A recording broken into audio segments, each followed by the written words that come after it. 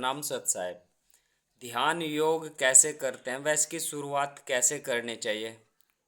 अन्य यानी तरह तरह के मत प्रचलित है कि ध्यान योग कैसे करें। ध्यान योग की शुरुआत एक मूर्ति बना करके करें।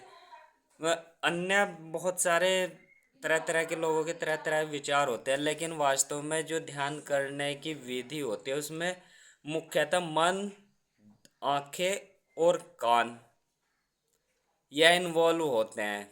और यह बाहर की ओर नहीं, यानी अभी हमारी संसारिकता की दृष्टि से में मन, आंखें और कान बाहर को देखते हुए सुनते हैं। लेकिन जब हम ध्यान करते हैं तो मन, सबसे पहले मन और आंखें अंदर आंतरिक जगत को देखती है, यानी शरीर के अंदर को देखती है। तो शुरुआती दौर में यदि हम ध्यान शुरुआत कर रहे हैं तो मन और आँखों का इन्वॉल्व होना महत्वपूर्ण है। उसके बाद जब हम इनके द्वारा एक विशेष स्थिति को प्राप्त हो जाते हैं, तब हमारे जो आंतरिक कान है हम उनसे अनहद नाद को सुनते हैं। फिर यह तीनों इन्वॉल्व हो जाते हैं और तो साधक की गहन समाधि लग जाती है। ध्यान में शुरुआत करने के लिए दो क्रियाएं एक साथ होती है। मन को ध्यान वाली विधि में इन्वॉल्व करना और आँखों से भी उसको देखना चाहिए। अब यह महत्वपूर्ण है कि मन को कैसे इन्वॉल्व करें। कुछ साधक कहते हैं कि वर्तमान स्थिति में जो है रह करके ध्यान योग करें, यानी सब कुछ जो विचार आ रहे हैं वह वर्तमान के होने चाहिए या विचार शून्य होना चाहिए। हमें वर्तमान स्थिति में महसूस करना चाहिए। तो कह रहे हैं कि मन और आँखों का इन्वॉल्व होना बहुत ज़रूरी है। तो विचारों को छोड़ने की कोशिश न करें, बल्कि वर्तमान में बने रहने की कोशिश करें। अब वर्तमान में कैसे बना रहना है यह मन पर निर्भर करता है, वह आँखों पर। आप विचारों को भगाने में समय नष्ट न करें, बल्कि वर्तमान में लगातार व सतत बने रहने की कोशिश हमें करनी चाहिए। यह संभव होता है मन और आँखों के द्वारा। आप संसारिकता में भी, आप किसी भी वस्तु के विषय में बात कर रहे हैं तो आपका मन इन्वॉल्व होगा और फिर आपकी आंखें इन्वॉल्व होती है, या तो आपकी आंखें इन्वॉल्व होगी पहले और फिर बाद में मन इन्वॉल्व होता है। ठीक है, तो दोनों ही इन्वॉल्व होते हैं या और ध्यान की वर्तमान स्थिति को बनाए रखने के लिए भी यह दोनों महत्वपूर्ण होते हैं। यह संभव होता है इस समय में अपने मन को नाम जाप, यानी मन को वर्तमान में कैसे इन्वॉल्व किया जाए। यदि हम उसको नाम जाप यानी एक मंत्र जाप करने के लिए कह देते हैं या करते हैं, तो वह वर्तमान स्थिति में मन बना रहता है और वह उधर इधर उधर के विचार छोड़ करके मंत्र जाप वो को करता है। यानी वर्तमान स्थिति में हम मन को कैसे करते हैं, नाम जाप के द्वारा। संतों ने विधि बताई नाम जाप के द्वारा। वह अन्य धर्मों में भी इसको मंत्र जाप कहते हैं, सनातन धर्म में।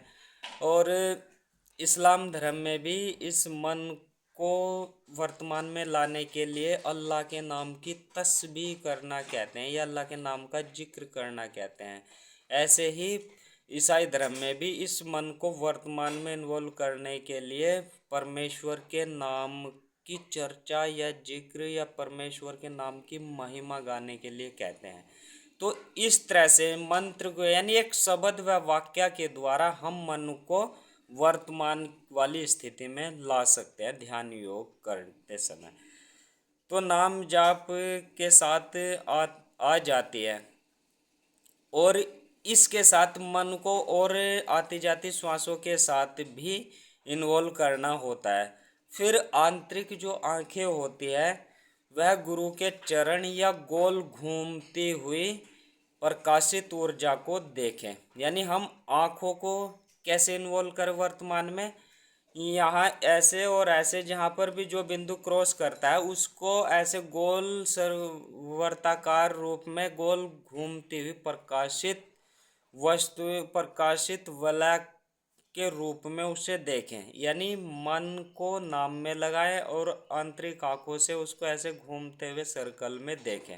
तो दोनों इन्वॉल्व हो जाएंगे और दोनों वर्तमान स्थिति में साधक की आ जाती है। वास्तविकता है इन दोनों विधियों को एक साथ अपनाना है, दोनों विधियों को एक साथ अपनाना है तो मन और आंखें दोनों वर्तमान स्थिति में बनी रहेंगी।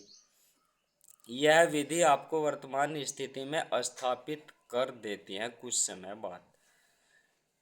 इसमें कुछ महत्वपूर्ण बातें हैं जो है ध्यान की पहली क्लास, यानी जो ध्यान, कुछ लोग कहते हैं कि ध्यान की पहली क्लास या ध्यान में व्यक्ति को लाने के लिए उसकी पहली क्लास मूर्ति पूजा करानी जरूरी है।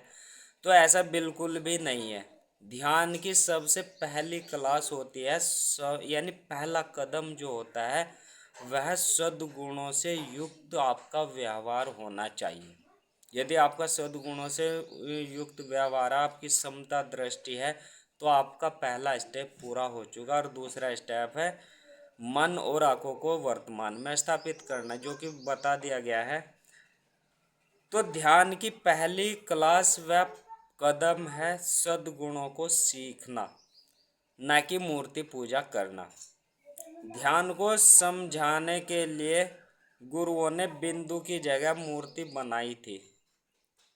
ध्यान को केवल समझाने के लिए, शिष्यों को समझाने के लिए कि इस तरह के बिंदु का आपको यहाँ पर ध्यान करना है, इस जगह जहाँ भी क्रॉस करता है वहाँ पर ध्यान करना है, तो इसलिए मूर्ति बनाई थी। लेकिन कालांतर में उस विधि को भूल करके हम मूर्ति पूजा तक ही सीमित रह गए और आज एक भी ऐसा उदाहरण नहीं है कि वह मूर्ति पूजा से ध्यान को प्राप्त हुआ हो। ऐसा कोई भी उदाहरण नहीं है।